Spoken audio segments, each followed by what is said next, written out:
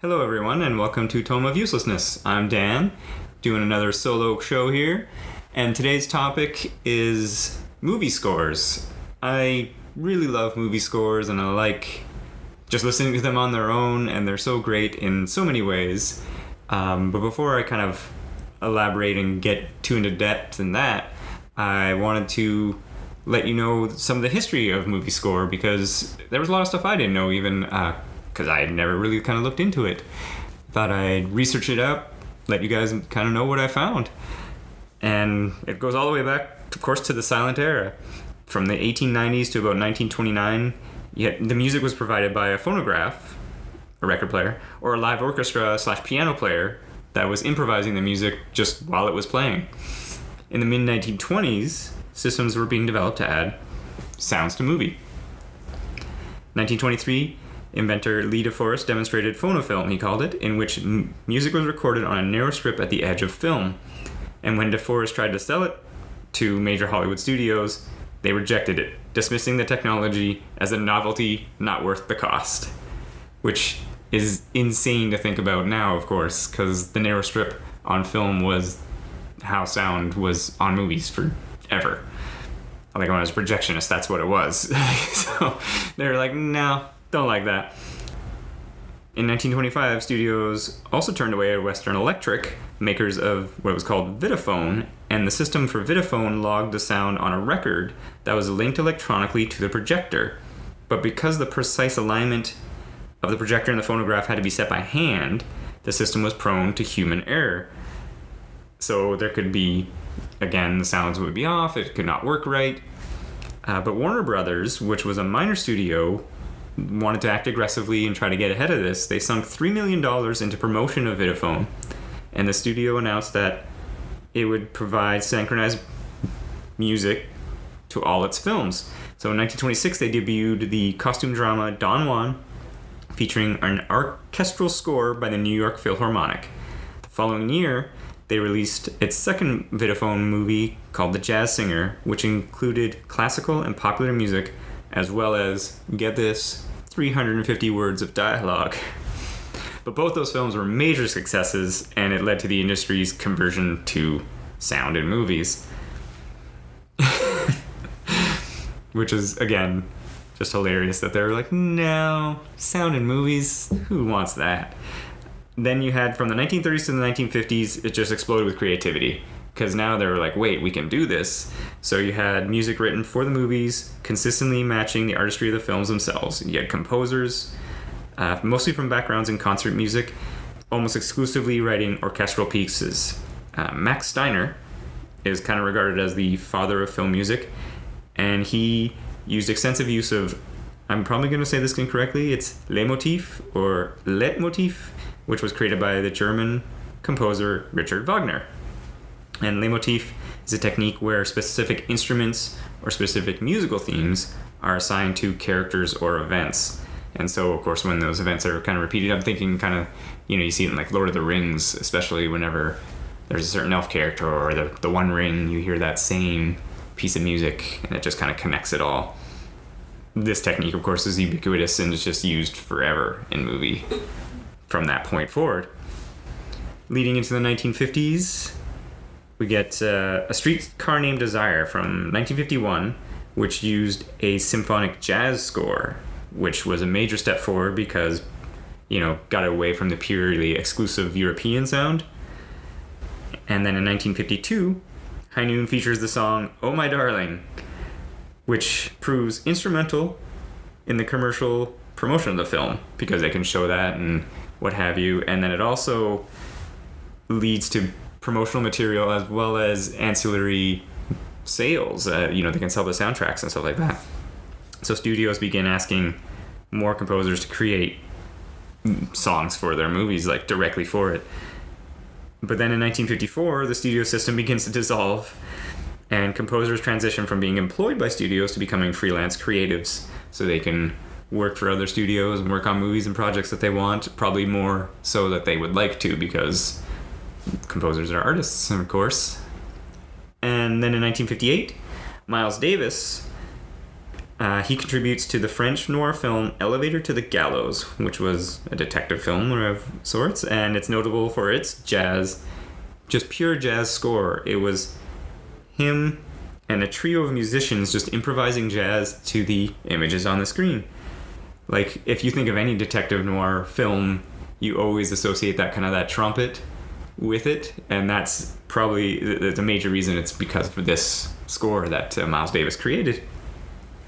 In the 1960s, we get more pop, more jazz, and then we get some westerns. So we got The Magnificent Seven and the Dollars trilogy, featuring Clint Eastwood, of course, and Sergio Leone's movies.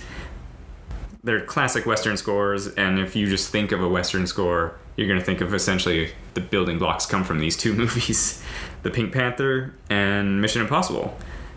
They kind of do their part keeping jazz relevant in film and TV, while the James Bond franchise kind of almost defines the spy film with, a symphonic jazz score.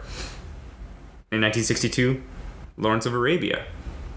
So it creates almost, again, the future template for all desert soundtracks, which fuse exotic Middle Eastern scales with sweeping string melodies. 1967 is The Graduate. So it's created almost entirely by licensing songs that have nothing to do with the movies. The only original song, which was Simon & Garfunkel's Mrs. Robinson, again, it's a number one hit. So studios wanted in on that, so it continues. They kept on using this technique for decades because they can sell soundtracks, get more money from other sources of revenue, and it was, at the time, cheaper to license songs for films, which, by modern times, I assume maybe earlier, but definitely by 2017, not the case anymore, and so made that technique highly attractive for studios.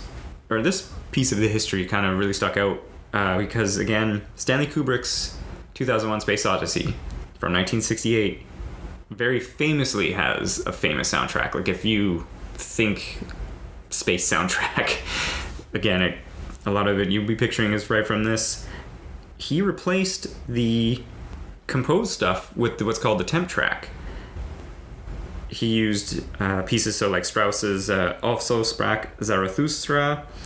Again, the album was a huge commercial success, and it's one of the big examples of what's called temp love, where a director, they have temporary music so they can edit the film and what have you, and he falls in love with the track, and that way that the composer, no matter what he writes, it's just not going to feel right. It's going to be just unpalatable because he's like, that's not how I edited the film. In the 70s, we get the rise of synths and John Williams.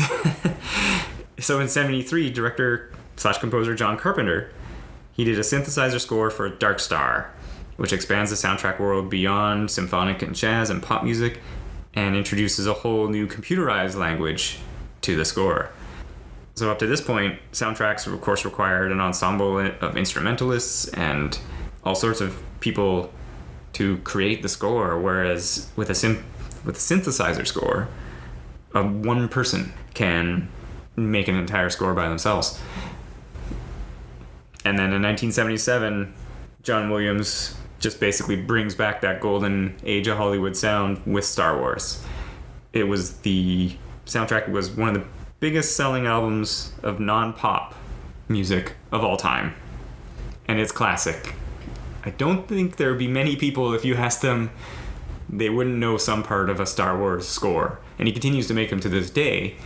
Like, as episode 7, 8.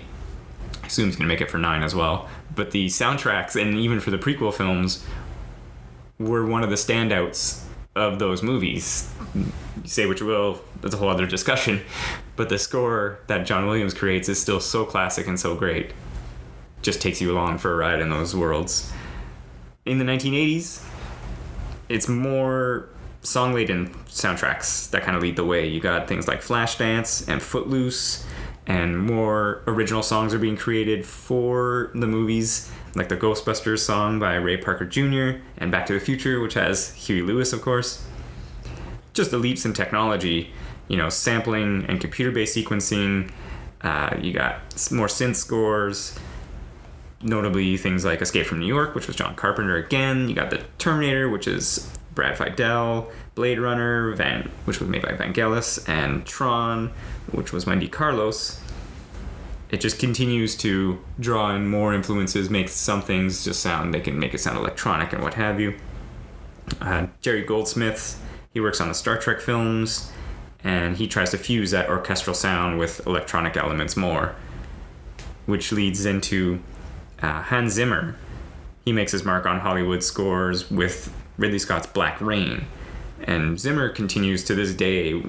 So many of his scores are in movies. He's worked the last few with Christopher Nolan, and he's influential so much because of his extensive and innovative use of technology, and his hyper collaborative approach to music making. I was watching the behind the scenes kind of creation of the score, and it's him and Christopher Nolan, and the movie's not even made yet. There's not even like one thing shot, and he's already working with Nolan about what to score and how to make it work for the movie. So he has a very different approach to the scoring, because much of the time the movie's done, or been shot at least, before the composer comes in and sees like some rough cuts and what have you to start working on the score. Which leads from the 90s to now, basically with the internet, with the technology, everything now is possible, which is great. So, they can have a whole orchestral score. You can just eschew that and use some electronic stuff, some synth stuff, some, jazz. Black Panther recently, of course, used a lot of like African drum nation stuff, and it's all great. Notably, you have some people that come in from non-music backgrounds not non-music backgrounds, but say like non-symphonic backgrounds, to make their mark as well on some soundtracks. People like Trent Reznor from Nine Inch Nails, Cliff Martinez, he was a drummer for the Chili Peppers, Radiohead's Johnny Greenwood. They can come in and do their own project and do their own spin on these things, and like Trent Reznor won an Oscar for it, which is hilarious because I saw him in concert years after he won that Oscar, and you're like, Oscar winner Trent Reznor. He's up there being all angsty. It's good stuff. So that is a kind of brief rundown of movie score history. I think when I was researching it, the thing that really stuck out to me was the incident involving 2001: Space Odyssey. I didn't know that was the case, because I have read and watched some documentary stuff about composers talking about temp tracks. And as I was saying, it's a track that gets put on while the while the directors or the editor are editing the movies, just so they can get the pacing and what have you, while the composer is working on something. And then the director likes the way that sounds, or likes the way it paces, and so he asks the composer to write something similar to that, because if they can't license it or whatever kind of thing, so it has to be different, but he wants it to sound the same. So a lot of composers are annoyed essentially because they don't have that creative freedom to create something.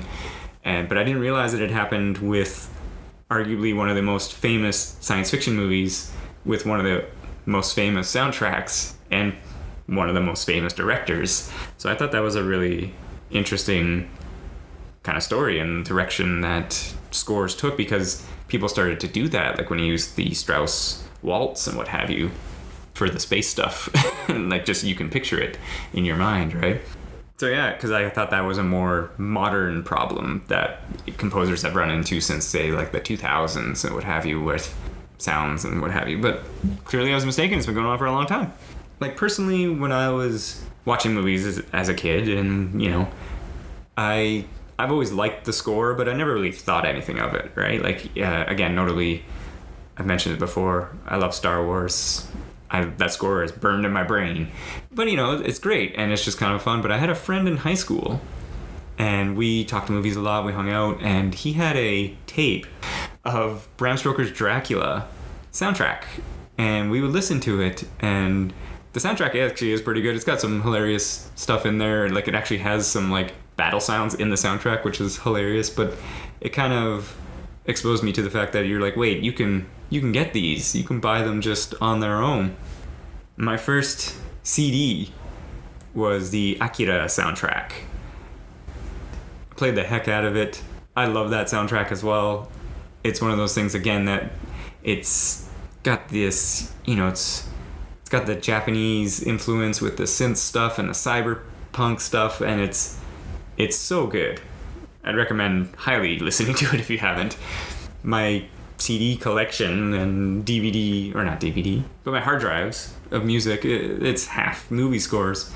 I'd really just like listening to them, because as you're listening to them, you can just, imagine the scenes, and you can kind of feel the emotions that the director or the composer was trying to make you feel, but there's, say, not dialogue or action effects going on at the same time. So it's just you experiencing that music.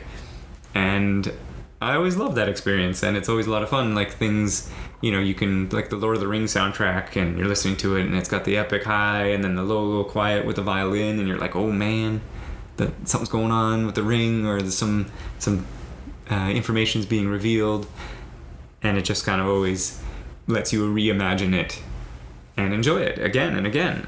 Of course, a movie score can be used as not a crutch, but they can manipulate you a little bit, right? Because the director or the composer wants you to feel a certain thing, and the music can really drive that home.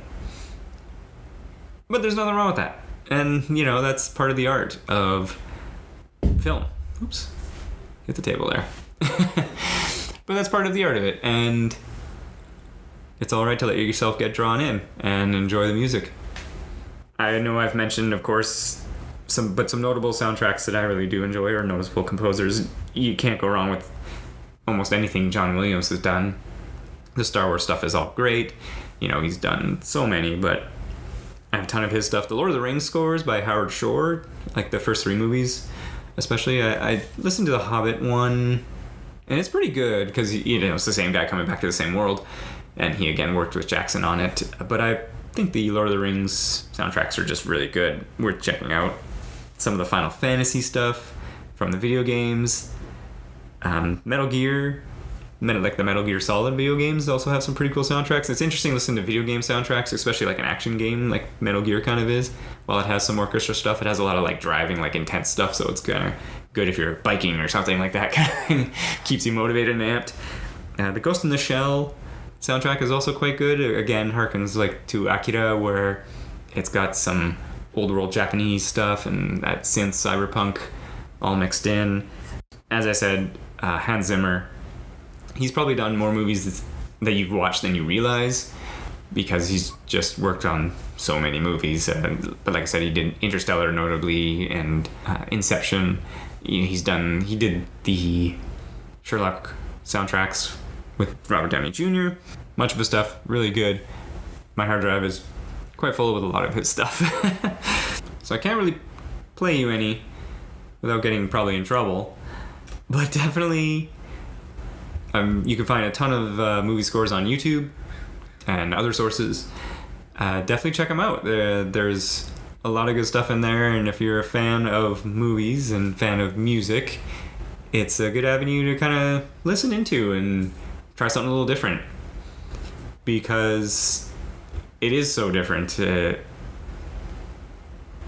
There's no lyrics, and it's just this broken down music on its own.